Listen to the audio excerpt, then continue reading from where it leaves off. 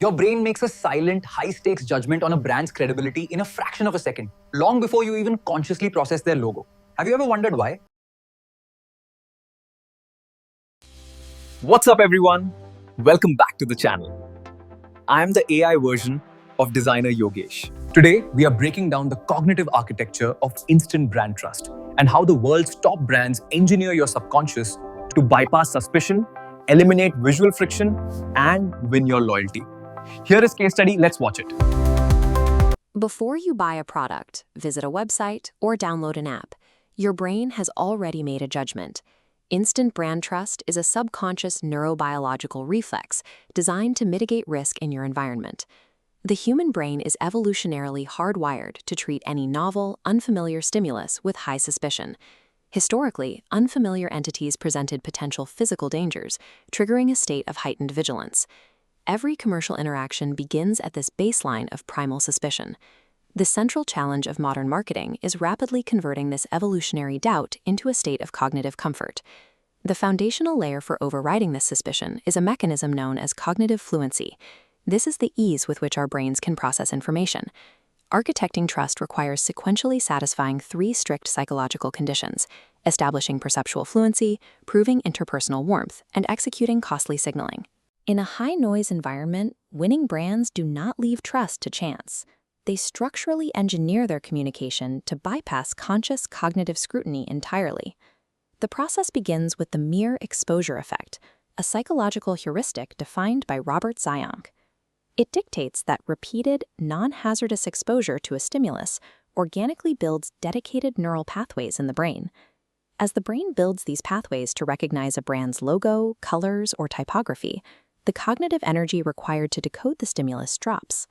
This processing ease generates a subtle affective sensation the consumer misattributes to the brand itself. This graph plots exposure frequency against positive preference, revealing a distinct structural limit. Initial exposures drive a rapid climb in positive affect, reaching a specific plateau. Beyond this optimal threshold, repetitive stimuli transition into boredom or active irritation, known as cognitive wear-out. Modern design systems exploit this biological quirk by maintaining strict visual consistency, balancing repetition with subtle variation to avoid exhausting the consumer. This consistency must be enforced across four layers: visual uniformity in colors and fonts, functional predictability of interactive elements, internal cohesion within a single platform, and external alignment with broad industry standards. Maintaining these four layers aligns with the Gestalt law of similarity, a principle dictating that the human brain naturally groups visual elements that share physical characteristics. This allows the eye to predictably organize visual chaos. When an interface honors these rules, cognitive load plummets. Mental friction is eliminated, leaving the consumer with a seamless, effortless user experience. This five-step flowchart maps the pathway of fluency. Perceptual fluency leads to uncertainty reduction, creating an implicit positive bias. The transition occurs here. The consumer doesn't consciously think about clean typography. Their brain misattributes visual ease to the brand's credibility. This passive recognition matures into active recall, developing an attentional bias that filters environmental noise to focus on familiar brand cues. While perceptual fluency efficiently captures attention, a polished interface alone cannot sustain a long-term consumer relationship. Anthropological studies show that consumer assessments rely on the exact same dimensions used to evaluate other human beings. Our brains utilize an empathy-first heuristic, prioritizing a stranger's moral intent over their technical capability to determine if they represent a threat. This matrix visualizes the brands as intentional agents framework, plotting technical competence on the x-axis against interpersonal warmth on the y-axis. Brands fall into four quadrants: admiration for the highly competent and warm, contempt for those lacking both, envy for the capable but cold, and pity for the well-intentioned but incapable. Many organizations fall into the competence trap, promoting technical superiority without first proving ethical intent. High competence paired with low warmth places a brand squarely in the envy quadrant. This yields fragile compliance. Consumers purchase out of utility, but will defect or actively harm the brand the moment a crisis occurs. Conversely, brands in the pity quadrant possess high warmth but low competence. They receive passive support and sympathy from consumers, but struggle to secure high-value transactions. The ultimate goal is the admiration quadrant. Here, high intentions and high ability intersect, generating enduring brand loyalty and robust emotional equity. Operational competence is secondary to perceived intent, and can even be viewed as a threat if a brand fails to communicate empathy and positive intent to its consumer base first. In a digital ecosystem flooded with self-serving corporate marketing, how does a brand practically prove its warmth and good intentions? Consumers require diagnostic tools to bypass corporate spin. They rely on social proof and user-generated content, treating unscripted peer validation as the modern equivalent of a trusted friend's recommendation. However, measuring the performance of this content reveals a paradoxical relationship between a brand's production budget and its actual conversion rate. This data table compares 3 tiers of user-generated content against conversion rates and consumer trust. The beginner level is raw. Mid-tier offers balanced lighting. High-end features heavy editing. Notice the drop-off. Mid-tier reaches a 2.4. When operating in environments characterized by deep consumer skepticism, brands must rely on costly signaling theory. Consumers know marketing is cheap.